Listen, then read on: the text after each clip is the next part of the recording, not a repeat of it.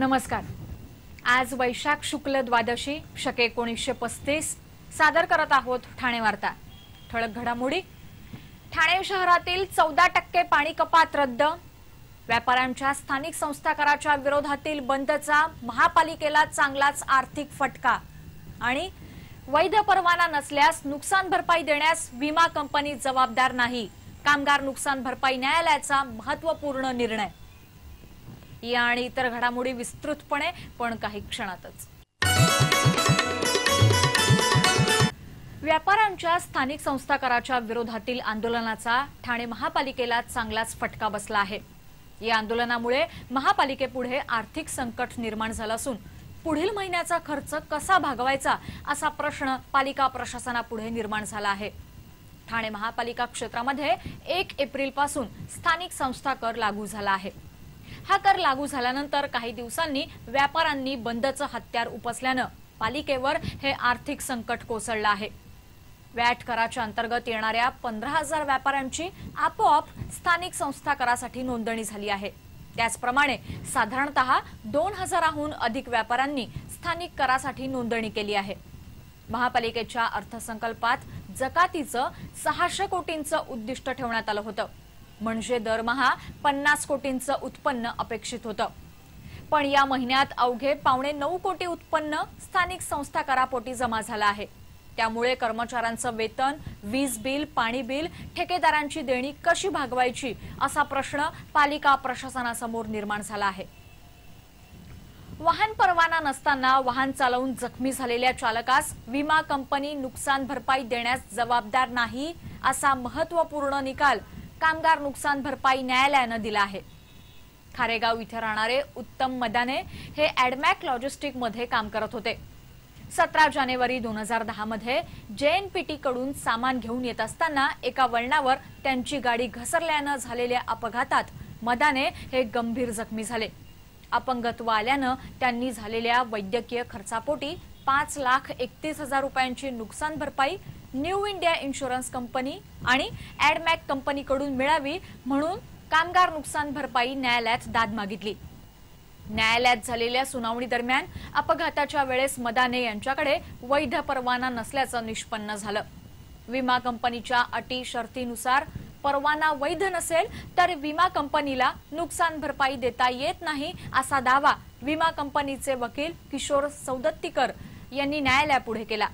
न्यायमूर्ती doctor AS Nevase यांनी या प्रकरणी ॲडमॅक कंपनी हजर न राहिल्यामुळे एकतर्फी निकाल देत 3,46,000 रुपयांची नुकसान भरपाई ॲडमॅक कंपनीने द्यावी असे आदेश दिले।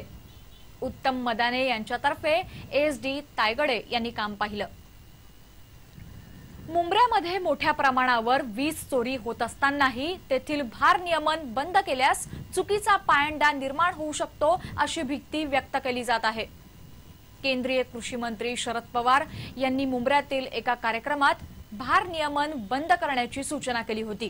त्यामुळे वीज चोरी होत असतानाही भारनियमन रद्द झाल्यास चुकीचा पायंडा पडू शकतो अशी भीती अधिकाऱ्यांकडून व्यक्त केली जात आहे। भारनियमन कमी करायचं असल्यास वीज गळती किमान असणं आवश्यक आहे। त्याचप्रमाणे वसुलीही योग्य तऱ्हेने होणं आवश्यक आहे। वसुली योग्य होत नसल्यास भारनियमन रद्द करू नये असं शासनाचं धोरण आहे। मुंब्र्यामध्ये वीज गळतीचं प्रमाण 65% आहे, ते किमान 20% कमी होणं आवश्यक आहे। मुंब्र्यामध्ये 1 लाखाहून अधिक वीज ग्राहक आहेत। मुंब्रा भागातून 10 कोटींचं उत्पन्न महावितरणला अपेक्षित आहे, पण प्रत्यक्षात 60% उत्पन्नही येत नाही। मुंब्रा शीळ भागात मोठ्या प्रमाणावर अनधिकृत घरं असून खांबावर आकडे टाकून सर्रासपणे वीज चोरी केली जाते। वीज चोरी रोखण्यासाठी प्रयत्न करणाऱ्या कर्मचाऱ्यांना अनेकदा मारहाण होण्याचेही प्रकार घडले आहेत। अशा प्रकारांमुळे मुंब्र्याचा समावेश फ गटात करण्यात आला आहे। त्यामुळे या परिसरात रोज 7 तासांचं भारनियमन होतं। या भारनियमनाच्या वेळाही मध्यंतरी आंदोलनं करून बदलण्यात आल्या होत्या।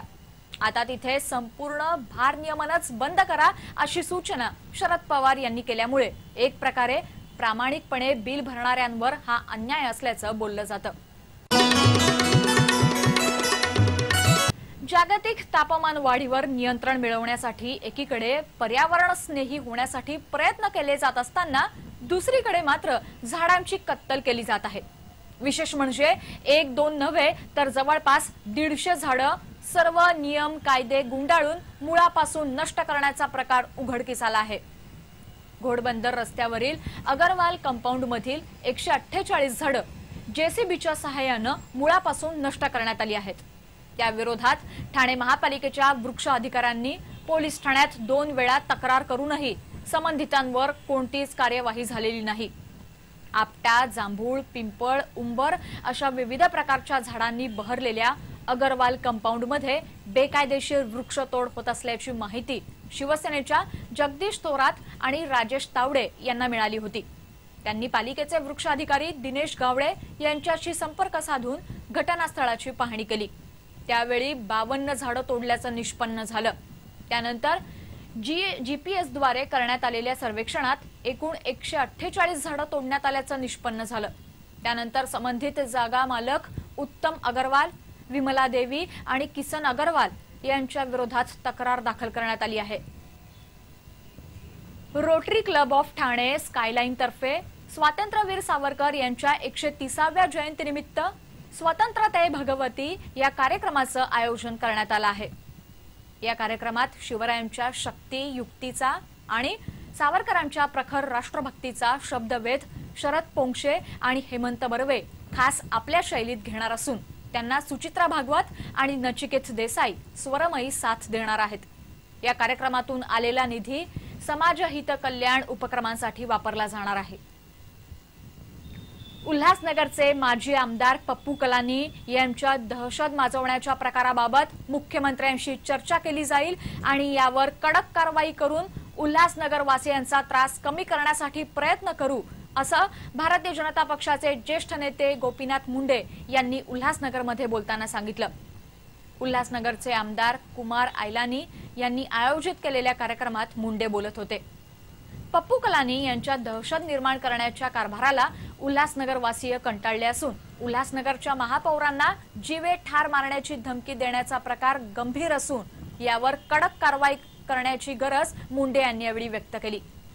शासकीय अधिकाऱ्यांना मारहाण, न्यायालयाचे आदेश धाब्यावर बसवणं हे अतिशय गंभीर प्रकार असून यामुळे कायदा आणि सुव्यवस्थेचा गंभीर प्रश्न निर्माण झाला आहे।